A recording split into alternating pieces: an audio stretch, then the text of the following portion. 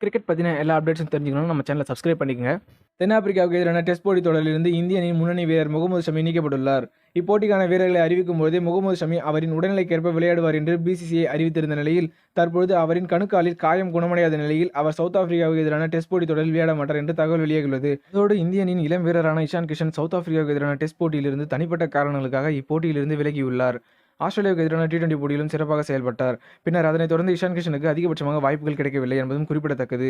இவருக்கு பதிலாக KS பரத் அணியில் சேர்க்கப்பட்டுள்ளார். ஆகையால் சவுத் ஆப்பிரிக்காவுக்கு எதிரான இந்திய அணியின் டெஸ்ட் ஸ்குவாடை முழுமையாக பார்க்கும்பொழுது ரோஹித் சர்மா, சுப்மன் கில், SSV ஜெய்ஸ்வால், விராட் கோலி, ஸ்ரேயஸ் ஐயர், ருத்ராஜ் கெய்க்வாட், KL ராகுல், ரவிச்சந்திரன் அஸ்வின், ரவீந்திர ஜடேஜா, ஷர்துல் தாக்கூர், முகமது சிராஜ், முகேஷ் குமார், பும்ரா வைஸ் கேப்டனாகவும், பிரசித் கிருஷ்ணா, KS பரத் ஆகியோர் உள்ளடங்கியுள்ளனர். அது மட்டுமல்லாமல் இதே போன்று நீண்ட நாட்களுக்கு பிறகு இந்திய அணியில் வாய்ப்பு கிடைத்த தீபக் சகர் ஆஸ்திரேலியாவுக்கு எதிரான T20 போட்டியில் விளையாடினார்.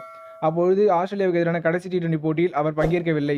அவரின் தந்தை உடல்நிலை சரியில்லாத காரணத்தால் அவர் பங்கேற்கவில்லை. அதனைத் தொடர்ந்து சவுத் ஆப்பிரிக்காவுக்கு எதிரான T20 போட்டியிலும் அவர் பங்கேற்கவில்லை.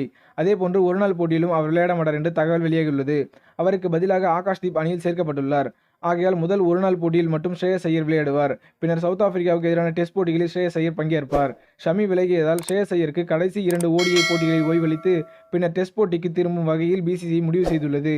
உலக டெஸ்ட் சாம்பியன்ஷிப் இறுதிப் போட்டிக்கு இப்போட்டி முக்கியமானதாக இருப்பதால் ஷமி இல்லாதது இந்திய அணிக்கு பாதிப்பை ஏற்படுத்த வாய்ப்புள்ளது.